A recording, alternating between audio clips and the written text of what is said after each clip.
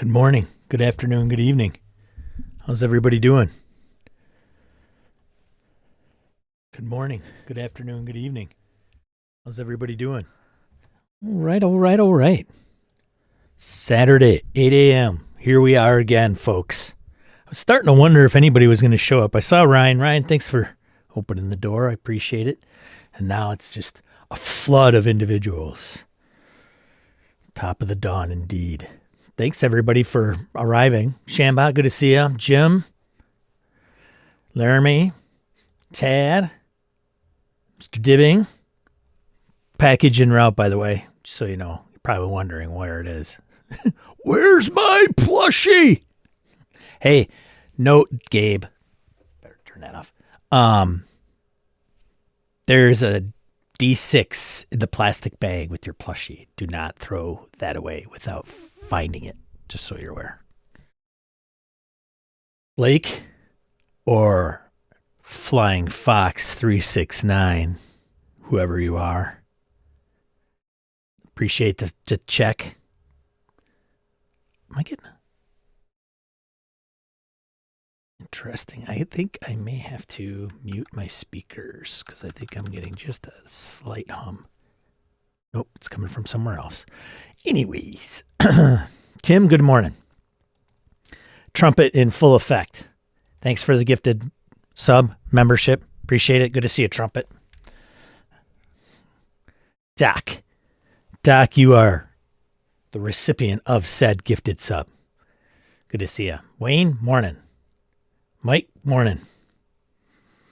Orcus Dorcas, what are you doing here? Don't think of it as PC death, but more as an aggressive career change, right? Indeed. It's all in the framing. It's all in the framing. Case in point, right? Right? Right. Gotta get my water. Water, nectar of the gods.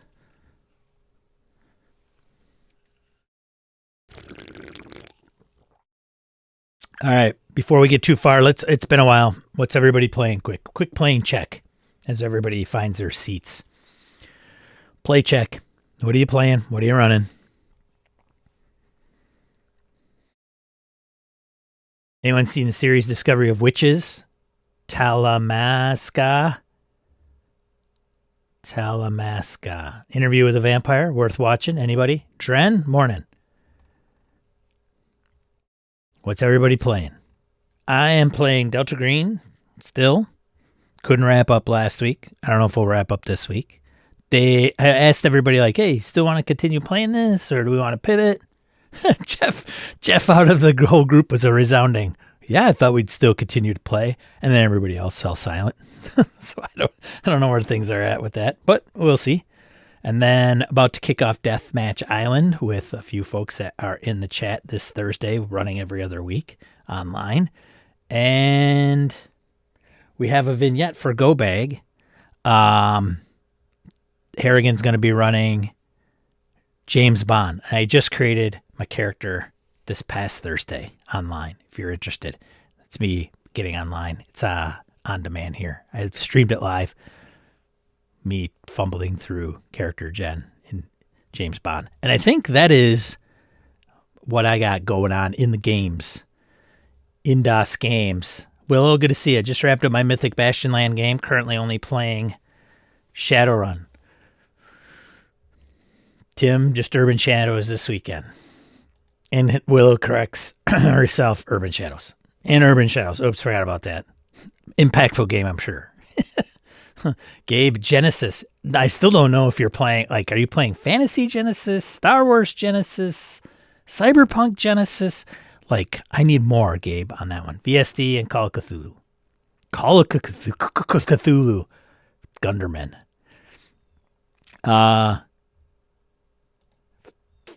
Blake says, playing Urban Shadows 2E and Star Trek Adventures 2E. Very nice. CJ, running Vigilante City. We built this Vigilante City on rock and roll in a week at a local shop. Good luck.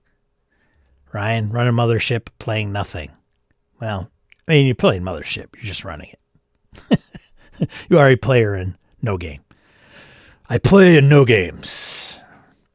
Laramie, CNC, Demon Plague continues.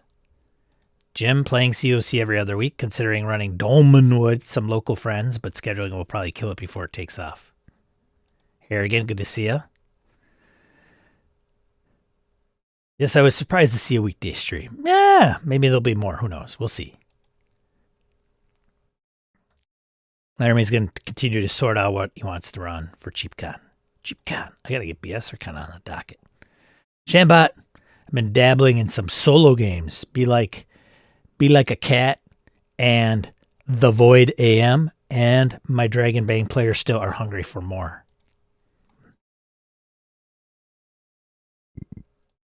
Jim says we'll also run Dolmenwood one shot for a few BSers at some point. Very nice. Jake, morning. Good to see you. Just a quick play check before we get into the main topic. Blake, underrated espionage films. Firefox Eastwood. The Assignment, Aidan Quinn. Lost track of Aidan Quinn. What happened to that guy? Orcus this week just played Warhamster Fantasy Roleplay, Enemy Within as a whole, running Impossible Landscapes, Pendragon, Dolmenwood, playing Traveler, GURPS, and of course, Warhamster. Prepping Black Company playtest. Genesis for a Dresden Files experience. Intriguing. Are you a fan of Dresden Files, Gabe? Have you read all of the books? Mike playing Shadowrun 3rd Ed still. Trumpet running Maelstrom. Mr. White, good to see you. Call of Cthulhu and Delta Green. Good combos of the Cthulhu. Val 818189. Morning. If that is truly who you are. I think it's Matt, probably, right? Should probably run something at CheapCon this year, says Ryan. Yeah, I should probably do that. Wayne says running Monster of the Week in Shadowdark, playing Deathmatch soon. Yeah, this Thursday, 0. I have prepped 0, but I will be ready to go. Nick, good to see you. Preparing to run Weird Heroes of Public Access. Great to see you at Gamehole Con. Likewise, man.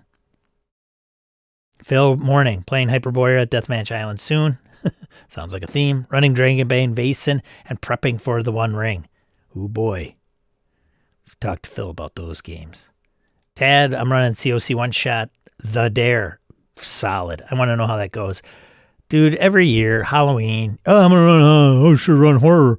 Oh, I should run horror one shot. And then I never do. It's usually, I say that after Halloween, by the way. Weird Heroes of Public Access was a highlight of GHC for me. Look at that. Highlight even. Shambach, kudos.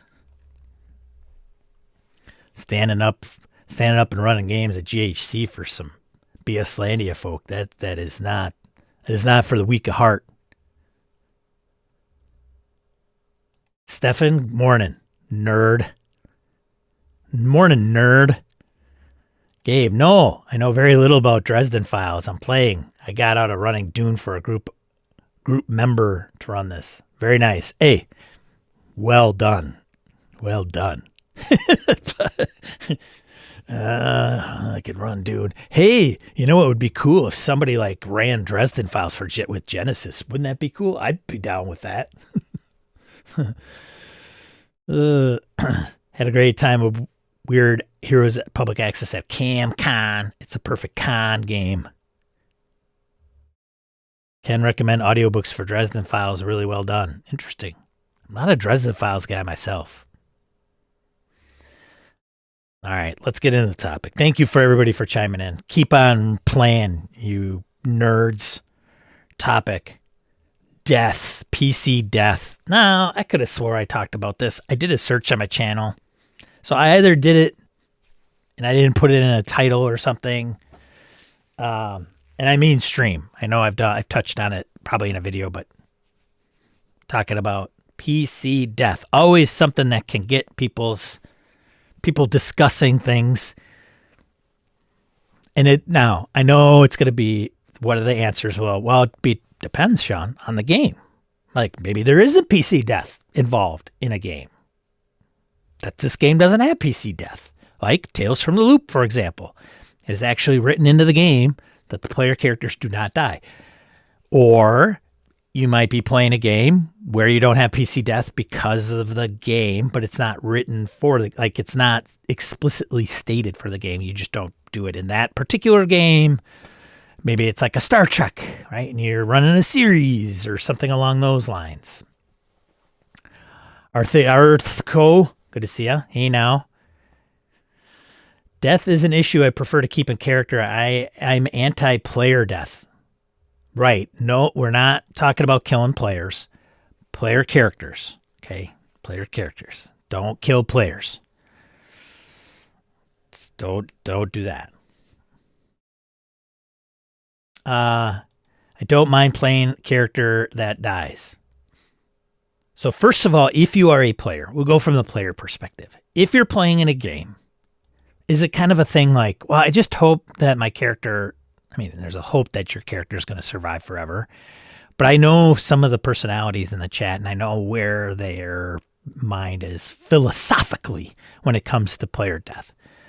I find that those some, maybe is a proper wording, or a majority of those that like to play older games, circa 1980-ish, are typically okay with character death. Well, I grew up with it. It's not a big deal. It's for the story. Yeah.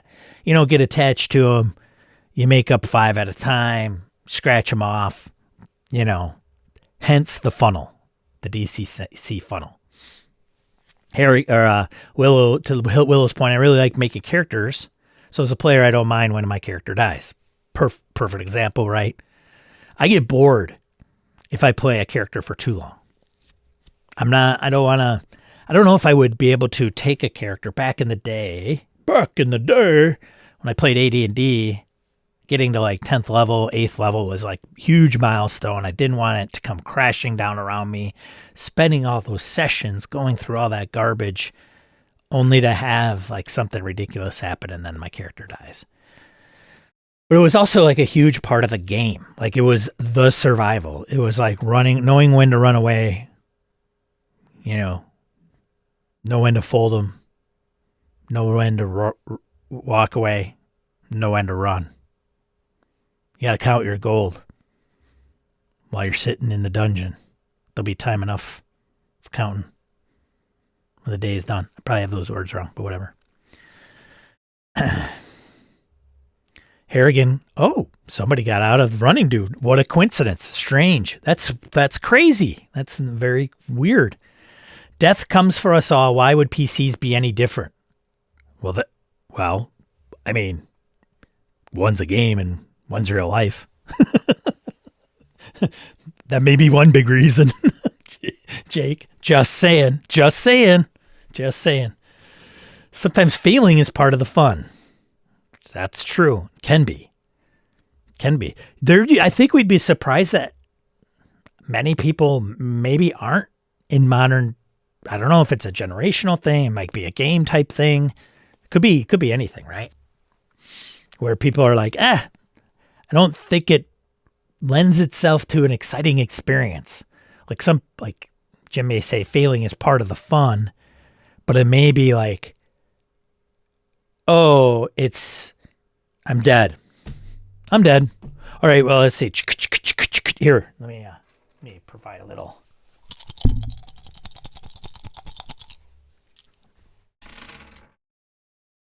$59 points of damage. 59 points of damage? I'm level 1, dude. I'm way dead. Oh, that sucks. Yeah. Exciting. But we'll say that the excitement of dying, standing in front of a freight train or something along those lines is whatever. Standing in front of the dragon, the Balrog, on this bridge, like this chasm, that would be kind of cool, right? Frickin' follow the Balrog down in the depths. Smut has ruined my upon the mountainside. CJ, my character dying is fine. It just sucks when it's from a skill check that doesn't feel important. Boom, I knew somebody would probably hit upon that talking point as well. Well, it's all right as long as it's like exciting or meaningful, right? Stub my toe. I'm a 1 hit point wizard. Ouch. I'm dead. Great fun. Roll up another character. Jim says a couple times I've had a GM go to great lengths to save a PC of mine from dying. Well, that's another topic, right? Like, oh, as a GM, like, well, I don't want your character to die. Hold on a second. Right. I actually kind of ran into this recently. You know, I mentioned in one stream where I was talking to Jeff, my buddy Jeff, who was like, I'm going to build a bomb. I'm going to get a bunch of fertilizer in Delta Green. Jeff's not going to. I should probably stipulate his character. Okay. Settle down, FBI. And FBI, if you see this video, give it a like or thumbs down. Thumbs up or thumbs down. Anyways, he rolls. I just like, hey, you know what I like about bomb makers and player characters and role-playing games? Do a skill check. Critical fail, right? That's what he does. So, yeah, I could have had it go off, blow up his character, inevitably die. Or I could say, okay, fine. You got your bomb. You've got everything set. He plants it. Okay, I take my plunger, like my little clicker thing, or my timer, and I set it. Tick, tick, tick, tick, tick, tick, tick. Nothing. Nothing happens. Like, sometimes that's better, in my humble opinion. But that's not death, right? We're talking like a critical failure that could lead to death, which doesn't. Somebody would say, well, Sean, you pulled punches. I think it's more interesting that what they're trying to achieve fails utterly. Tad, don't think of its character death. Think of it as a new character birth. Well, there's a little spin on things. Tad Leckman, you're in the spin zone. God, where's that from? Yikes.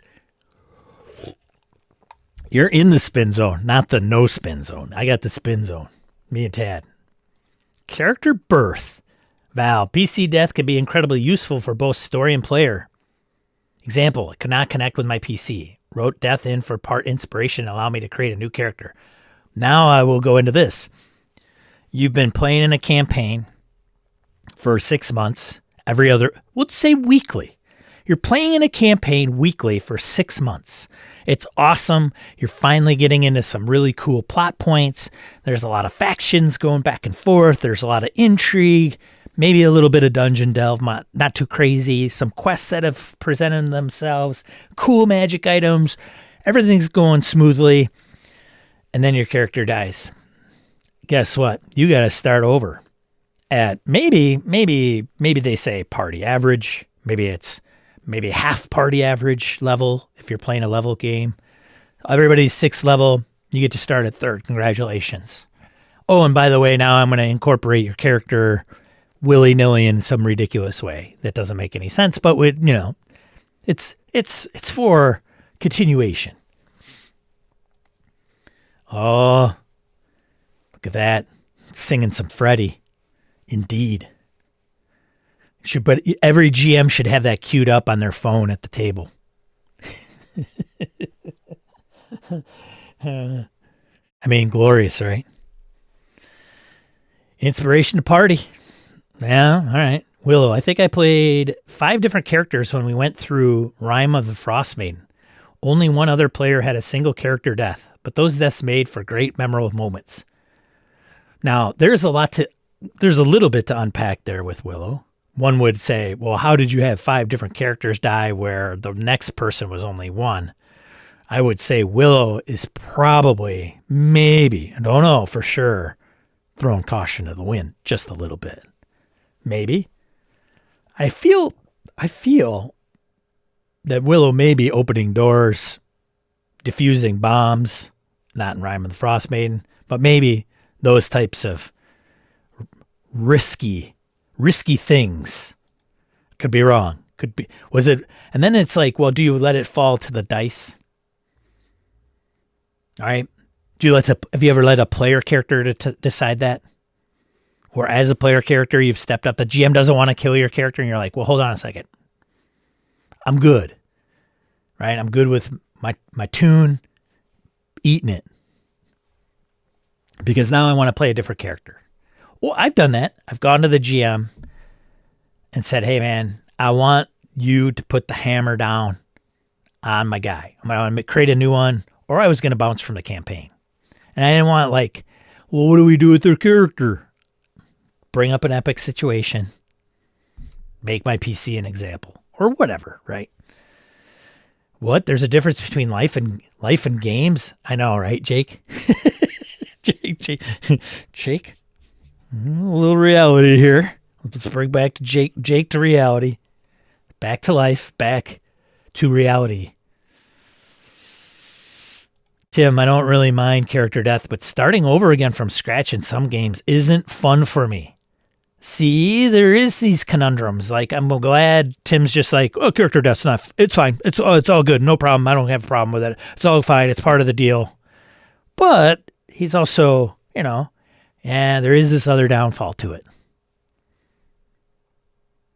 But if you didn't have character death, do you think your players... So here I have another question I also put out there. I'm just throwing all kinds of crap today about this, just to spur discussion. Like, bring it all in. But say, for example, you as a game master, have you ever in your brain, as you've run a game, said, you know what, I'm not going to kill anybody in this game. They don't need to know it. They don't need to know it. But in my brain, I'm not going to go out of my way. That's a bad framing. I'm going to do my best to make it a challenging experience, but I will find creative ways in order for a character not to die without being completely obvious. Like, oh man, 5 points of damage, I'm dead. Oh, you're dead? Well, out of the woods comes a beautiful woman in dressed robes and has been watching you and steps out in silence and goes up to your character and slowly picks up your head into the palm of her hands, and as she whispers, and then you come alive. Woo! Right?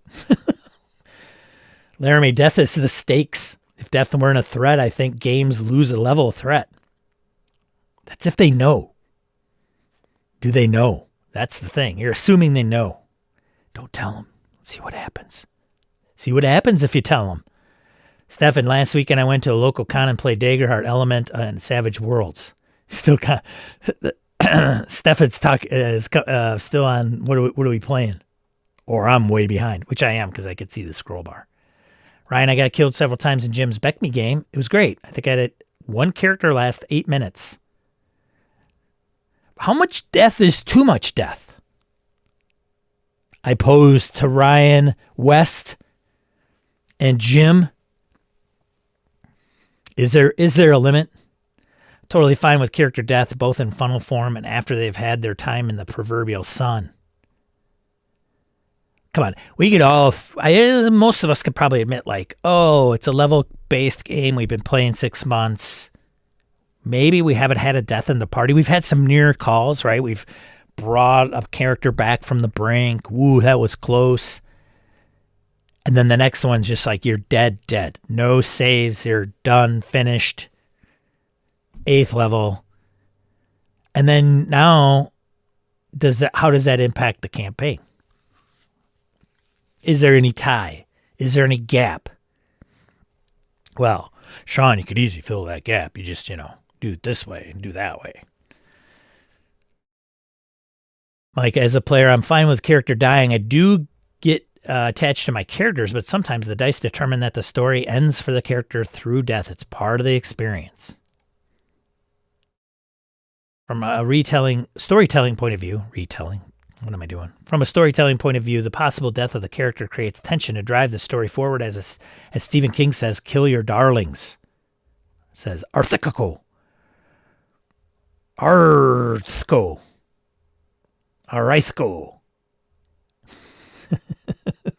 This is one of my major session 0 discussions. Oh, interesting.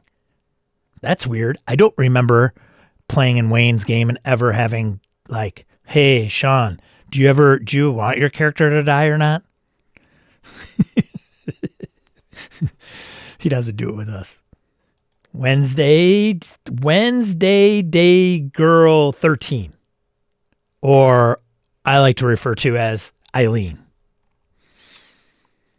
Here we go. Depends. Bonus points for using the depends word. Entirely on the game, system, and genre. Ooh, I don't know. Really?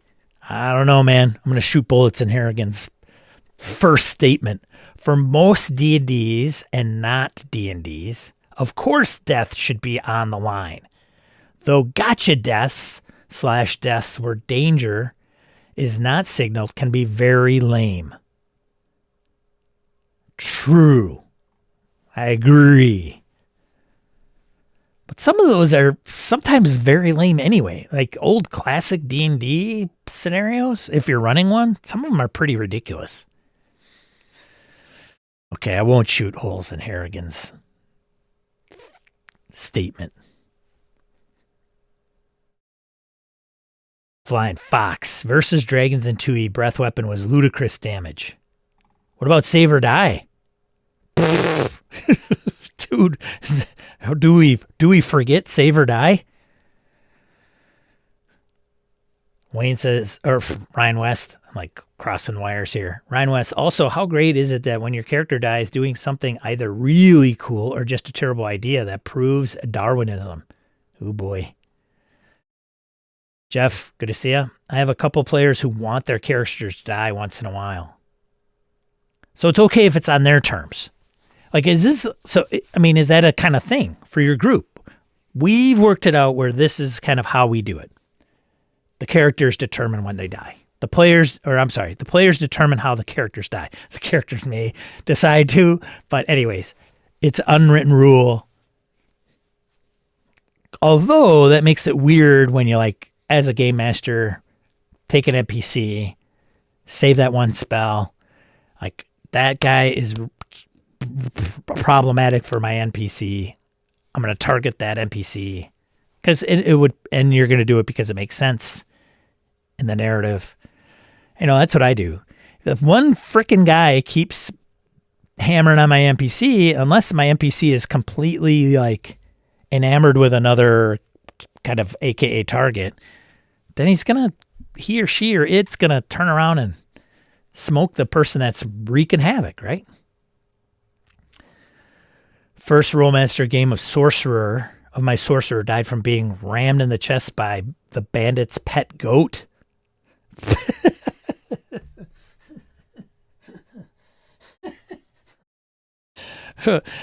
Oh yeah, that sounds like an epic death. Erican continues with fate. Characters are taken out, so death is only on the line in critical situations where the player supports that meaning death. Because it could be different. You could be playing at a table where you got players that are like, I don't want my character to die. Another player that's like, yeah, fine, kill my character, I don't care. And then one that's like, well, let kind of like the game play it out. So you got one on one end, one on the other, and one in the middle. And then as a game master, you got to kind of like, well, how do I do this? Because you could implement a house rule of how this is all going to work. And if you put it over to the player characters, minus the one that's in the middle that wants just the game to do its thing, you can leave it up to the player character. At least then you're at least satisfying two people or two different types at the table.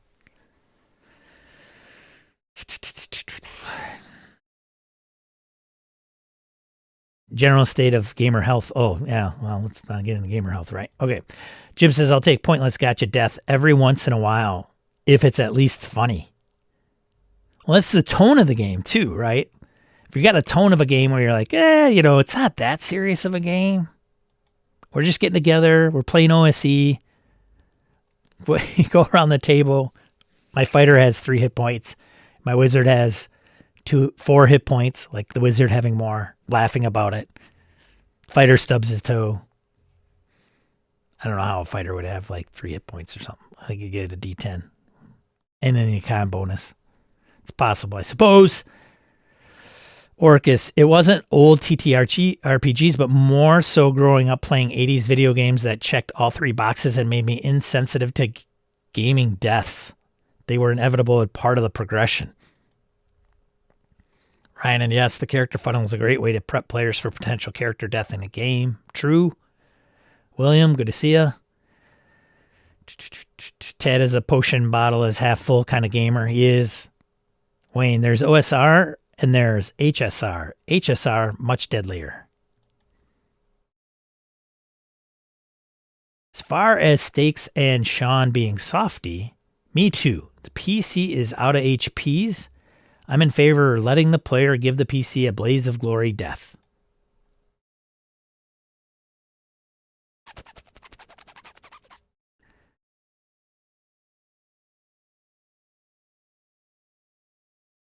Here we get into the leveling thing and the long-term campaign. For one-shots, like, yeah, I don't know if anybody, I mean, I'm sure there's some, but for one-shots, as long as you're not doing it within the first 15 minutes of a 4-hour session, aka con game.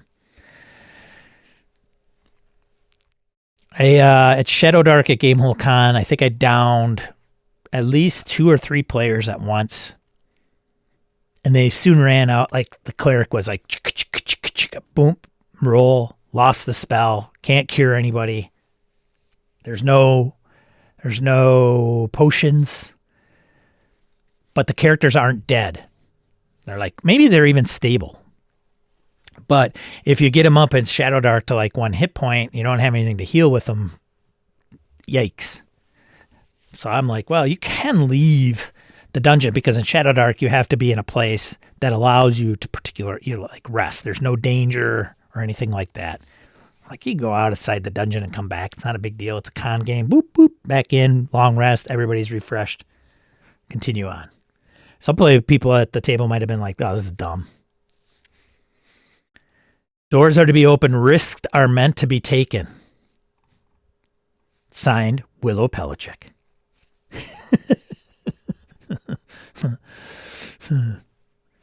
Fall damage has probably murdered so many fantasy characters. Or what about Rock's Fall? Rock's Fall? Fall damage? Fall. That is the key word in both those statements. I think it's the fall piece. No falling in my campaign. Featherfall? Well, okay, maybe. I don't understand people who don't grok. There are other stakes that can matter in various kinds of games, often narrative focused games. To Harrigan's point, what he is alluding to is, well, why does it have to be death? Because everybody will say, well, if you don't have death, there's no stakes, there's no risks. He would say, yes, there are, other than death. With PC death, Phil McClory. Hello, Phil. With PC death off the table, are there any stakes in case in point? Here we go. Are there any stakes in a game like D&D? Does combat have any real tension?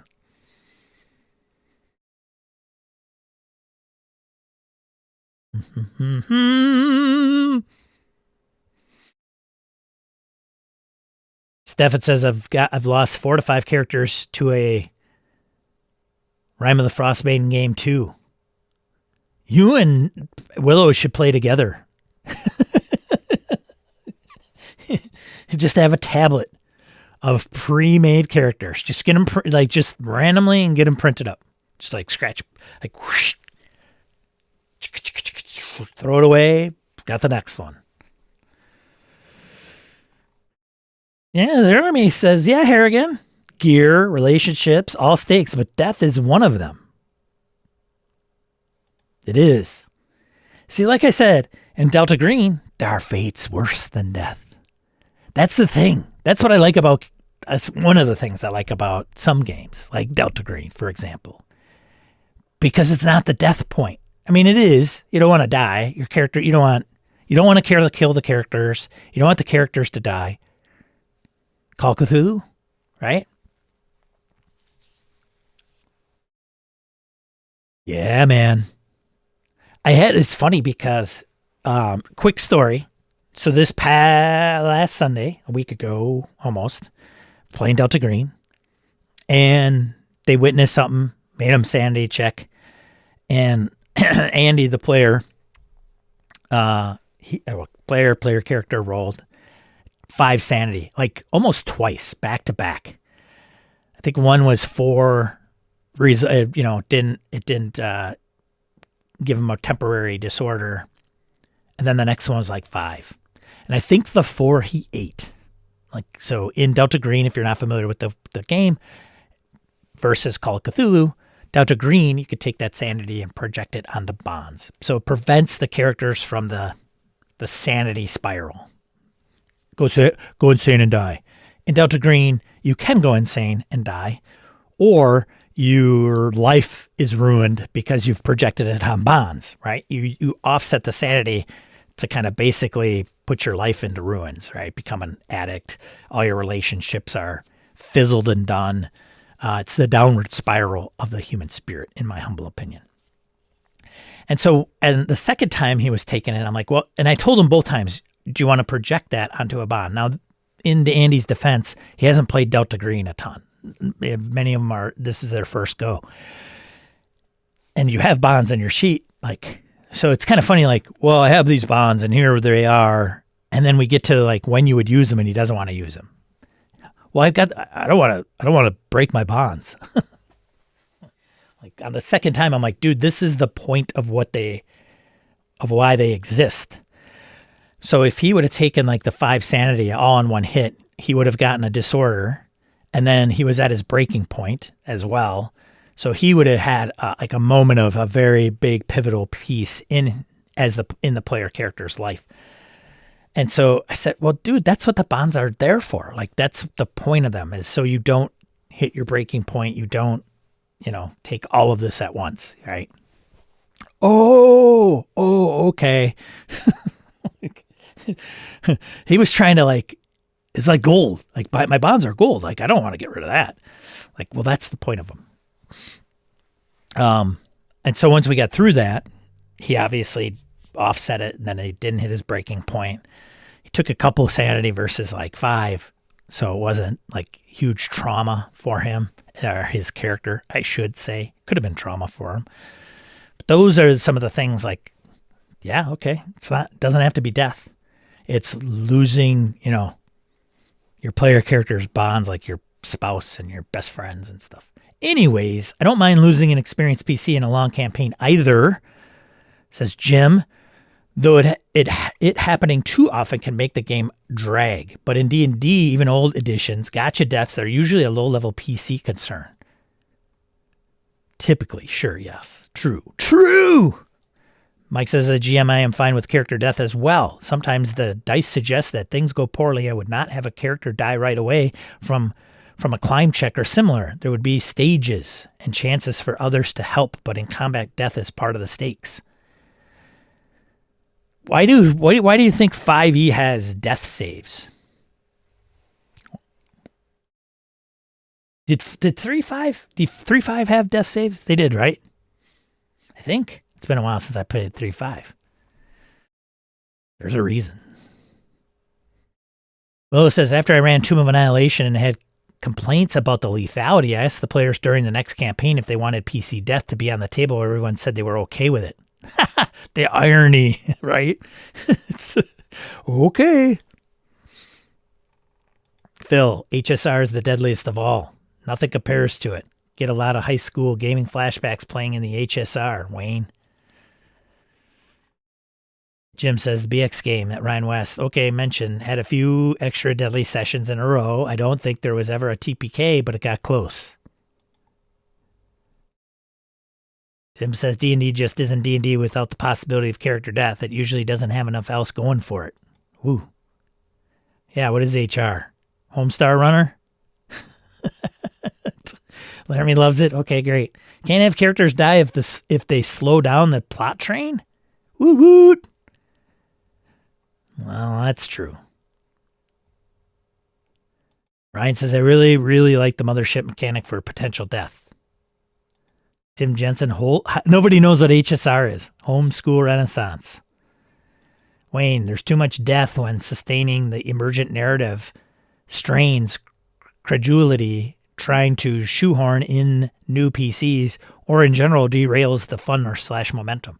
I did a video on this channel if you're interested in like how to figure out PC death.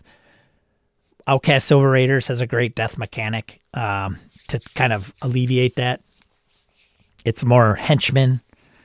Like if you have a henchman in your party, they can be your heir, which is a good way because then they're like with the party all the time. And then you just take them over and they're kind of probably this like, you know, the henchman's probably got a name, maybe a gender, who knows. But then it really comes into play when you like your main character dies, then the henchman becomes a player character and you can roll them up and actually give them some beyond henchman stats. So that's one way. I find that very interesting to just, it makes it so much easier to, your character's dead, here's your heir, boom. And there's a way to handle the experience points and leveling and everything. Harrigan School Renaissance, is that what it is? I don't do save or die. Weak sauce. That's all I gotta say. And that's one word.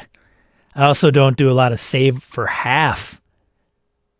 Interesting. Even if the rule calls for it? I know, right? Harrigan, softy. So you are a compassionate game master and don't want characters to die. It's like stakes, but not really. I'd poke Laramie. You know what? You know what I say, Laramie? That save for half or save or die. You know, I guess it's just not for me. Ready for it? It's not for me. Not my jam. Not the target audience. I've probably lost PCs in Harrigan games, but not that many, or I've just blocked the memories. Well, they could be fleeting moments, I imagine. Brandon, my ADHD ass likes change, so going through characters more regularly wouldn't bother me too much. There you go. Not dying in a Harrigan run campaign should end with the player receiving a trophy. I will accept those trophies. Thank you very much, Phil. Or it could just be player skill. I'm just saying. I don't know. I think I've survived. Have I survived at every Harrigan game? I don't know. I might be able to say that. I didn't in Knave. Knave, I didn't. That was a bad fate. That was on me. Jim says a PC in a game I ran at work was killed by a goat and knocked him over off a tower. Look, if your player character can't handle a goat, I'm not sure what they're doing in a fantasy setting. Just saying. Better be one big damn goat. That's all I gotta say.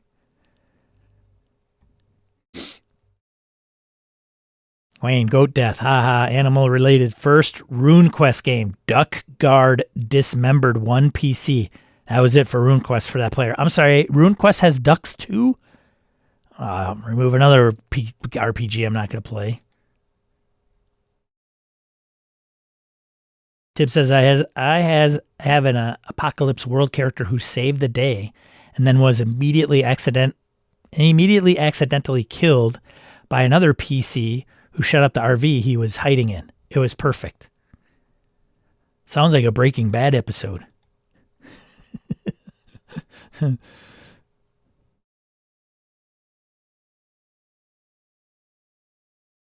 I have no issue. Laramie, I have no issue killing PCs in a con game, but I try to have 12 plus regens for a 6-player game. Always got to have backups, baby. Indeed. I have 2 recent stories to tell on this topic, but they are long. I will save them for the Discord, or if you're a blogger, maybe blog fodder. Just saying. I have to say, I found Eggerhart's take on death pretty surprising. I thought that game was going to be overly generous with its death mechanic, but I like that it allowed for 3 options. 3 options for death?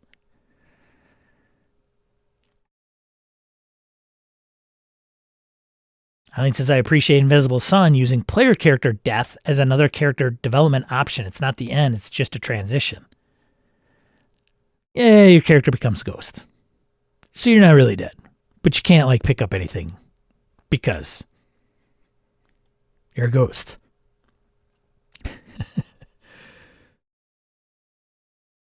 Frog Dick.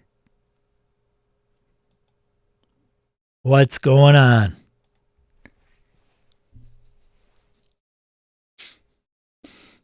Whoop.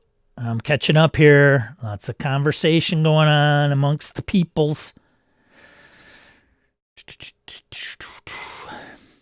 In Pendragon, adorations and passions can take your knight out of the game. Of course, so can falling off your horse, but that's beside the point of stakes equal to death. Those are tails, right? They become tails, I think. Especially in Pendragon. Those long... I mean, you're playing generations. I think it's cool. Oh, yes. Lord Knightley Clumsy fell off his horse, died, broke his neck. Tragic, but laughable. Life, death, and taxes. It's all inevitable, just like hitting the like button. I will support most of that statement. Because 5e players get really attached to their characters? Not a negative judgment, just an observation. Maybe. 3.5 did have a save to stabilize. Okay. Will is quite possibly the most deadly DM I have heard of in 5e or as a player. Yeah, rules to avoid death at 0 HP have been around from nearly the beginning. Game systems for dealing with death can be a good guide to how often it's expected to happen. Poke, poke, poke, poke, poke. Laramie, I've died in every Harrigan game I've played in. N equals 1. I survived Harrigan's Mork board game and all I got was these stupid monkeys, right? It's on a shirt. Brandon's wizard almost got one-shot by a broom in Death House. I think I know that scenario. Oh no, Death House. Wrong. That's Monty Cook. There's a Death House in Curse of Strahd, right? There is an interesting 3.5 supplement called Ghost Walk, where a city is inhabited by the living and dead. Monty Cookie Monster. Sean K. Reynolds wrote it. Yeah. Rune Quest is the source of the ducks, Sean. Is it? So Dragonbane just inherited that? Boo. I'm not a big anthropomorphic guy. Mouse Ritter was fun, I guess, but I mean, that's the game. So here's the thing. If I'm going to play in a game that does have humans, then I don't want anthropomorphic characters. There you go. That's my statement. It's kind of like the peanut butter jelly thing, okay? I can't imagine Pendragon having a mouse for a night or a duck. No. So I'm not, I mean, I'm familiar with Mutant Year Zero. I don't know. See, that's a little unique because, I mean, they're mutants. It's kind of in the name. Just got a Ghost Walk book from eBay a couple of days ago. I once saw a first level D&D character attempt a flying leap attack against the bandit from off a wagon. He missed and dies from the fall damage.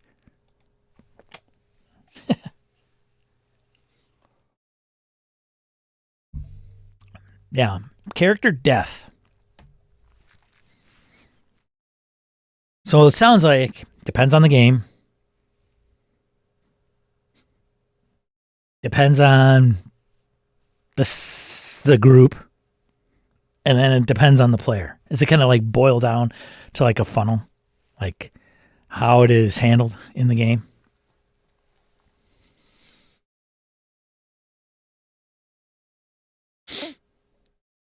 Maybe. I don't know. Rules. Group. Player. GM. Maybe that's how you look at it. As you're going down the session 0 checklist. You know, somebody's going to watch this hear about it and be like, dude, this is so dumb. Why are you guys even talking about this? Of course it's character death. That's the deal with RPGs. Doesn't make any sense to do anything else. Character death adds tension to the game. That's the argument. From my observation, the real possibility of death adds a second layer of tension and reality to the fights. What if you don't have fights in your game? Well, then what's the point of playing an RPG, dude? I agree. You got to have some stakes. Unless you're playing cozy, I guess. Howard the Duck, Private Eye. No, Howard the Duck. I also once had a first level Bushido samurai get struck with a lightning bolt from a wind elemental. He took 15 times his hit points total in damage. Oh, God, now we're going to the duck. I'm going to start having to kick people because of the duck conversation.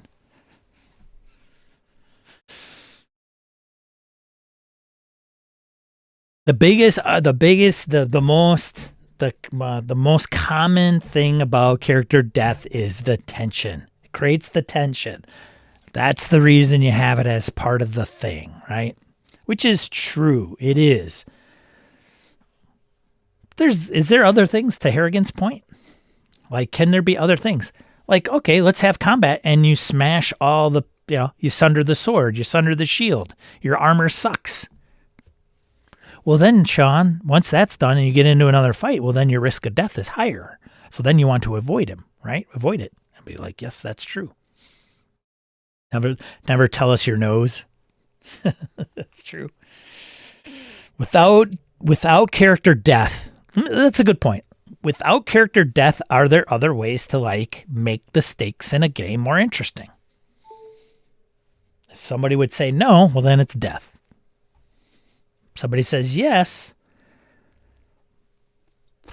Delta Green, man. You become just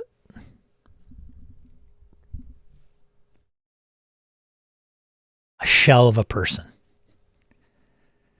Maybe. But you got to have some stakes, right? Or you still have the death saves? I don't know. Weird hum in my house. Driving me crazy. Yeah, the wind elementals were a random encounter. Somehow they came over the horizon and attacked my character before he could take a step. That's a bad initiative system for you. Yeah. All right. Well, we killed character death. First, foo much death can disrupt a game. 2. He says, much death can disrupt a game, but at the opposite end, I have a friend who just cannot deal with death, no matter the genre. It is equally as disruptive. I've also poked fun at my buddy Jeff. I don't think he can handle character death as much as he thinks he can. Cozy is a great example.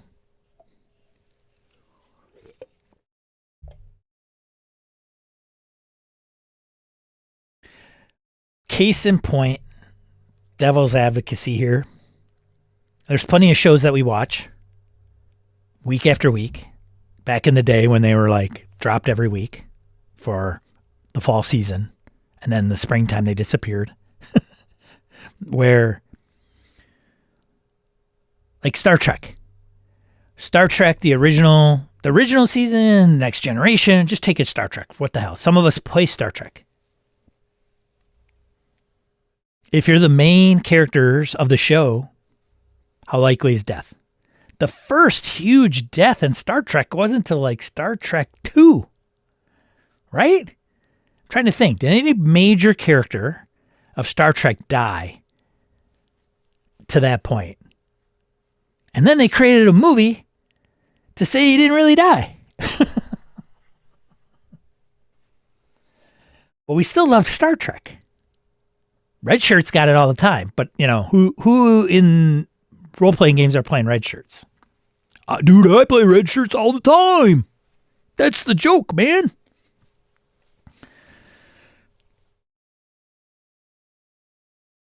Ugh, duck, talk it, duck. Ugh. time having the characters age out of the plot of the BBEG. In Mithras, PCs can lose an arm and a leg. They would need to retire. In old Vampire the Masquerade, you can lose all your humanity and be an animal. Of course, there are other ways. Indeed. Canoplot. There are. Been left behind in a game, not the same as death, but essentially the same thing. You've been left behind in a game? Whoa. I would rather lean towards more character death than the other direction. Now I'm going to add character death to all my board games so they can have stakes. Stakes. Tashaar, Next Generation, that comes later.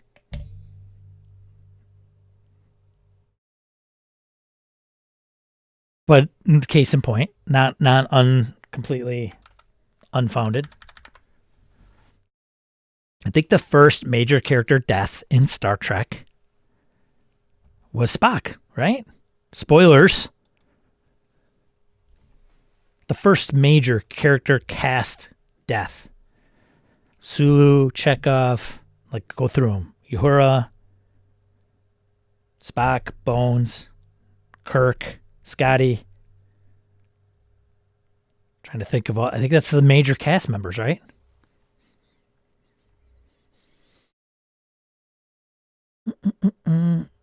Harrigan says, this is the dividing line, Sean. When you widen beyond D&D, loads of games don't have or need death. That is true. Spock probably, yeah. Monster of the Week character death is rare, but if you spend all your luck, you either retire the PC or it's time for them to die tragically / heroically. It is really interesting. I say this often. It's very interesting to see like the origins or the evolution of role-playing games and why some of the games now are different than some of the games in the olden days, right? And what has spurred those design decisions. You know, thicker rule books, players have the rules in front of them. The GM has the rules. We all agree on these common rules. It's not GM fiat, although the first line in some of those rule books will be like, the GM is the arbiter and they're the final say. Okay. Like, sometimes there's like, they are, but we have all these rules. So am I? I don't know. I mean, a player will sit there. It's right here. It's right here. Page 74. I can do this. Right? So that changes things. And then we can talk about character death. Well, back in the day, that's the deal. Boom. 0 hit points, done. Neg 10, done. Neg con, whatever. Most of us would house rule some of those death rules. Now it's like, well, now it's death saves. You got 3. Shadowdark, it's, roll a D4. This is how many rounds you get. And then you're still making a D20 check every time to stabilize. Like all of those unique things that we debate about have taken shape in different games where it's like, well, I don't like that about D&D of the past, so I'm just going to make this other game where I just forget about it. Like it doesn't work that way here in this game. Problem solved. Right. Revenge of the Sith wishes it had Spock. Indeed. Star Wars, whole nother ball game. If you are pro or anti-character death, hit the like button. Hey, thanks. Another call for likes. Appreciate it. Thanks, Wayne. Because game designers of early RPGs didn't know what they were doing? Maybe. They would argue that they did. Because they were wargamers and PC death was a natural extension of that. Question mark. I mean, reframe that. Because they were wargamers and PC death was a natural extension of that? Maybe. Jim, exactly. Aaron, not true in all cases. Tim, many early designs are incredibly thoughtful. See James Bond. Yeah, nope. Character death. Mechanics to prevent it. Because if you're character death, like it even says in the game, like what's the point? It can't be. How many James Bonds die? Never. Now James Bond doesn't die. Or yeah, let's just put ourselves on the back for pat ourselves on the back for being so much smarter than people 50 years ago. Well, I mean, all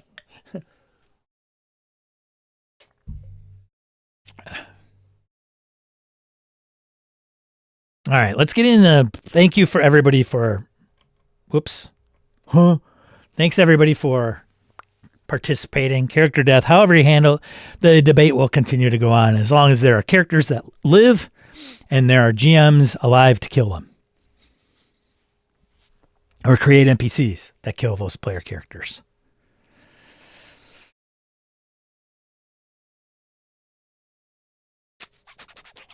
All right, let's get into RPG news. News. Necrotic Gnome. Gavin. Norman.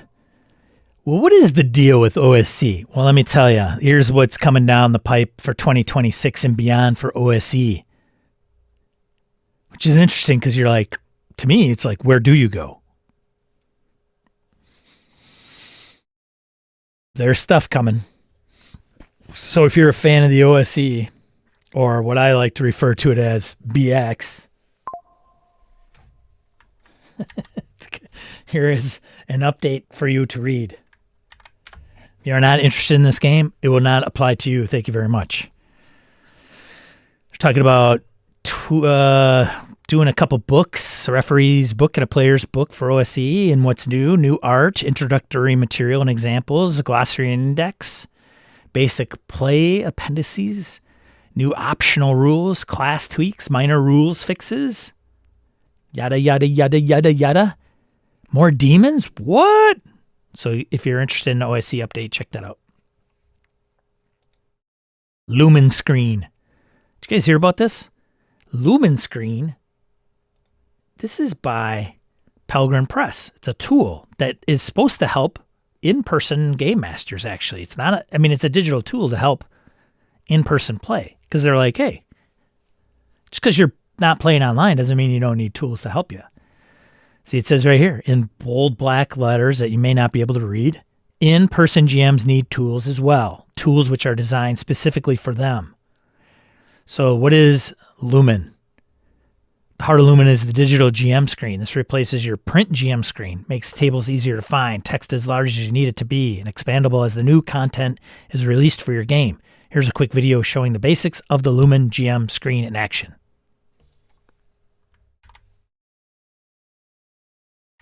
Link there in the chat. And it's not a subscription. Get a 2-week trial. Don't even have to put in your credit card. They say, hey, like, we're not going to make you put in a credit card. Try it. If you don't like it, fine. It's $15 US, $14.99 US, one-time purchase. And then each game to go with it is also $14.99. Oh, that's where they get you. Yeah, it's like buying a GM screen. Kind of. Like the generic one you put the sheets in, then you got to print. So for $14.99, they're printing it all off and putting it in the GM screen for you. So there you go.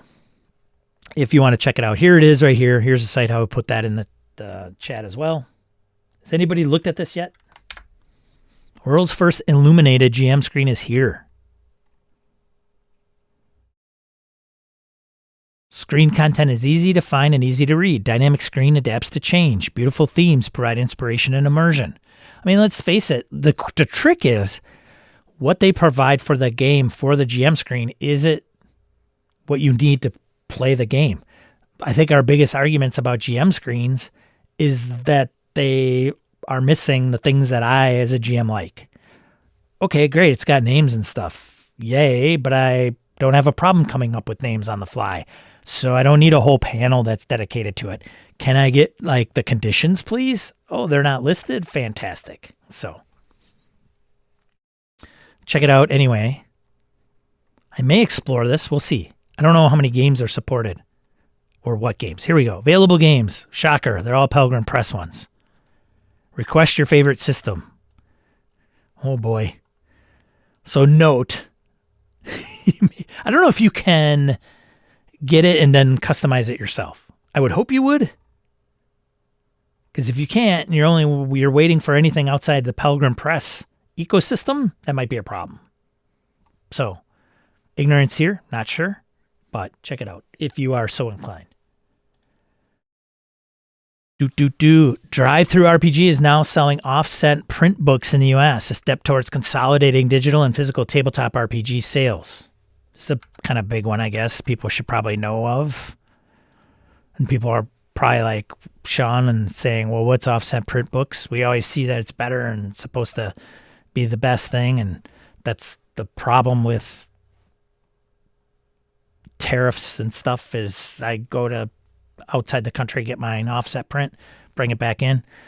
So anyways, this is an expansion of their services. It's done through its partner shipping program, which allows RPG publishers to fulfill their orders and ship books as well as other physical items from their own warehouses.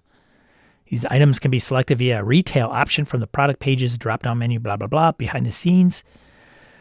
What's notable is that offset print books are distinct from print-on-demand books, the latter being a service that Drive-Thru already provides, obviously. Offset printing is a form of traditional mass production printing with negatives etched onto custom metal plates, printed onto paper via massive rollers, and eventually sold in bulk through brick-and-mortar stores. Okay. On the other hand, print-on-demand books are produced in smaller quantities. Derp works with printing houses in the U.S. and UK to produce print-on-demand books. Drive-Thru does.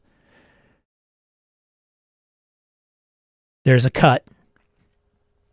According to Roll20, which owns the marketplace, the cut that Drive-Thru RPG will take for processing the retail sales to publishers is the same as its digital sales. This is stated as 35 or 30% of the price paid by the customer on the Drive-Thru RPG website, with this figure dependent on whether the publisher is an exclusive Drive-Thru RPG partner. That statement is, let me frame that up. With this figure dependent on whether the publisher is an exclusive Drive-Thru partner. And if you are an exclusive Drive-Thru partner, you don't offer your products anywhere else. That's what it's telling you. So, anyways, it goes into some of the details, yada, yada, yada, da.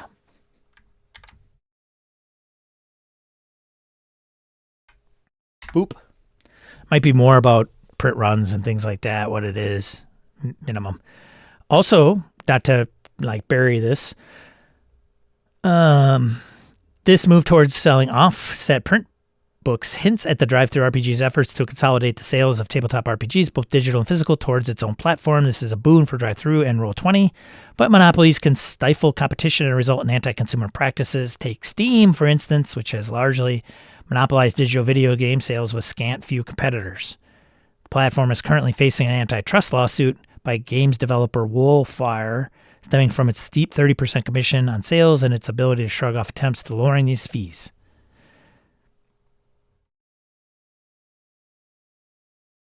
Well, there you go.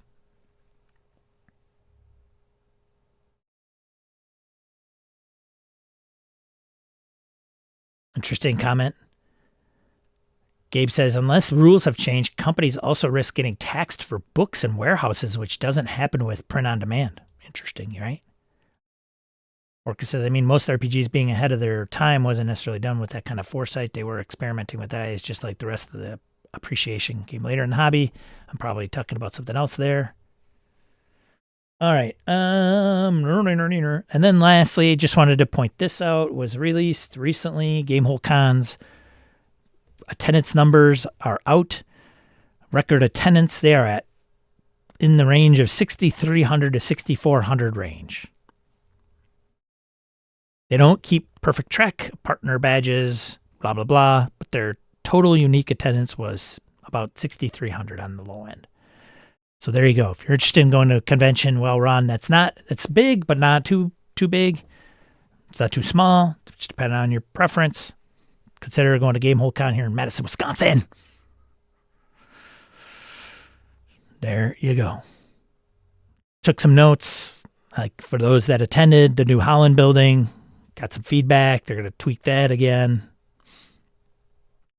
And then the dates for the next convention has been announced, October 15th to the 18th. Keep an eye on that. They have changed it in the past as things have progressed. I imagine that'll be impacted if they decide last minute to change a Wisconsin Badger football game. But there you go. Looking forward to Gamehole Con 13. And everybody's looking at this badge going, is that a Badger? Yes, it is. It's probably Bucky, if you're not familiar with our state UW Wisconsin mascot. Let's get into bundles. I think I only have one this week. You might already be aware of. Cthulhu Reborn. Jazz Age Collection and Eternal Collection. Cthulhu Reborn. Based on the Mongoose legend and the Delta Green RPG. Interesting. The Eternal Open Rules set. Percentile-based system.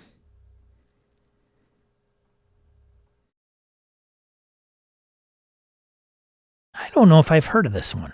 Maybe I have. Maybe I've tripped up across it. I don't know. But here you go. Check it out. Someday, I should look at Apple Klein's Cthulhu, like how many references or RPGs Cthulhu incorporates. That's all I have for bundles that I know of. Print news.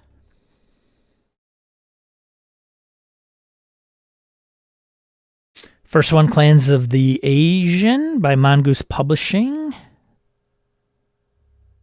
Traveler by Trav Eller. Hardcore supplement, boom, bam, bang. Next one, High Elf Player's Guide, High Elf Player's Guide Collector's Edition by Cubicle 7 for Warhamster Fantasy Roleplay, 4th edition.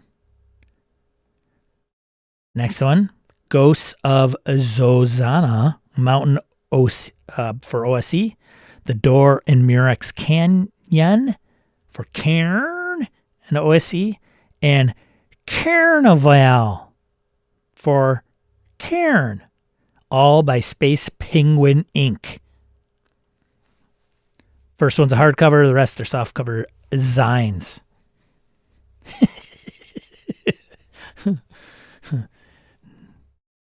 Never let them know your nose. Next one, Fear of a Daily Planet by Atypical Faw for Mothership. Softcover supplement. PCs experience a lost colony, crawl through a planetary colony built only to print employee handbooks. Awesome. Next one, Art of Kobold Press. If you're a fan of the Kobold Press stuff, they put it all in an artwork book. For $60, you can get that. What? Delta Green Handler screen? It is now out in print. It was released a while ago, probably in digital, and then now it's out. Now, this is like a second version. It's probably the same. I don't know how much different it is from the original, because there is one out there. So that's it. I don't have that one, by the way. There you go. I didn't put all the Gamehole links in there either, did I? There's that. There's the print news. This is the Gamehole stuff. Did I put in the drive-through off print? I think I did. Offset print. Next one. Let's get into crowdfunding. Whoa.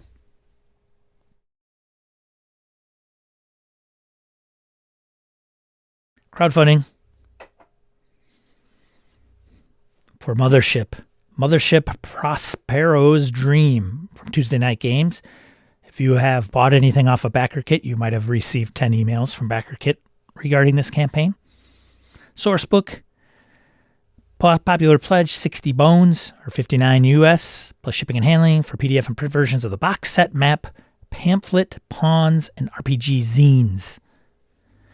Hey, you want a space station campaign setting to explore in your Mothership games? Well, this BackerKit campaign offers Prospero's Dream, space station from a pound of flesh, hence the pink cool color that Mothership is built around. Next one, Chapelwick, Souls-like cosmic horror campaign for 5e. That's funded. Next one, Wildendrem. Wildendrem Volume 2, Saintly Hollows from Phantom Mill Games for OSE and Kern. That's funded. Pretty. 75 bucks is the typical pledge for PDF and print versions of both books.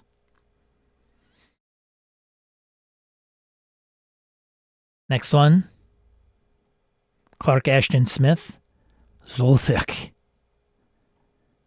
It's a Kickstarter for D&D 2024, DCC, and Shadowdark. It's Canadian, 264 Canadian US dollars. It's the most popular pledge for 4 books and a map. That is funded. Next one, Tigers on the Wire. All new adventure scenario for the Wild Sea TTRPG by Felix Isaacs. Look at that spread. It's on GameFound. It's part of the GameFound RPG party promotion. System is Wild Sea. Next one, Enclave Aspirant. The diceless TTRPG with infinite depth. Not to be confused with infinite death. That's not what they're saying. It's on Kickstarter, 40 bucks. It's funded. Diceless RPG is a diceless RPG, but one of the rare ones that it has no randomizer. Instead, your decisions, logic, and player involvement determine outcomes. The setting involves an organization that sends you on missions across a variety of multiverses, each different, so your characters experience different adventures, cultures, and dangers. Next one, Dark Devilry. And you could tell by that picture, it's going to be Shadowdark, baby. Anything silver and black. Booyah. Gray, silver, black, white, black. Shadowdark. All day. $60. It's funded. Is the most popular pledge. It's funded. Resource book, 200 pages of demons, infernal classes, new ancestry spells, and rules for possession and infernal contracts. Because players love nothing better than when you possess them as a GM. Just saying. Keep that in the back pocket, baby. Scarred Lands, Savage Worlds from Aegis Studios. So this is originally from Onyx Path Publishing, Scarred Lands. Now it's coming to Savage Worlds. Ah.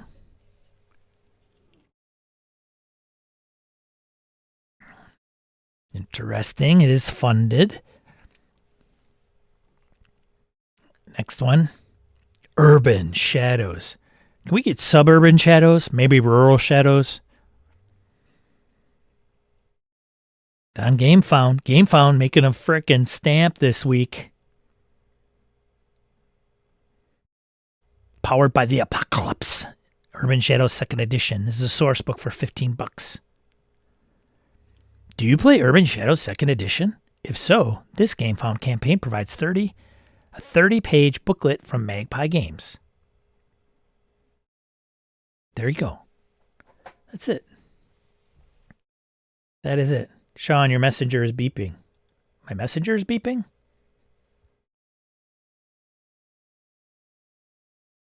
Huh?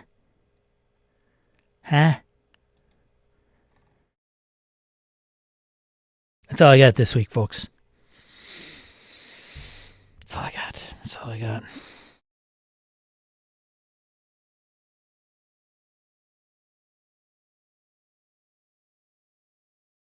I want to thank everybody here. I should probably go through and make sure that that's accurate. But thank everybody for being here this week. Thank you so much. I appreciate it. I stream every Saturday, 8 a.m. Central Time here. Topic of discussion, news, print, crowdfunding stuff, whatever. These folks contribute some hard-earned dollars. So thank you very much. Greatly appreciate it. And then, I don't know. Play some games, man. Just play. Play some games. Have fun. Set your clocks back. I think that's tonight here in the US. Hey, right? Don't forget. Pretty sure. Daylight savings time. Get an hour back of sleep. Discord with an invite. There was one, I don't know, it might be expired. What is it? Let me see if I can find. I don't have Discord up. I gotta launch it. But anyways, be a positive force, tabletop RPG hobby. Check out this video over here. Maybe I'll put the one in for Halloween. It's kind of late for Halloween since it's November 1st. Happy November, by the way. Otherwise, thanks so much for tuning in, and we will catch you on the next one. Peace.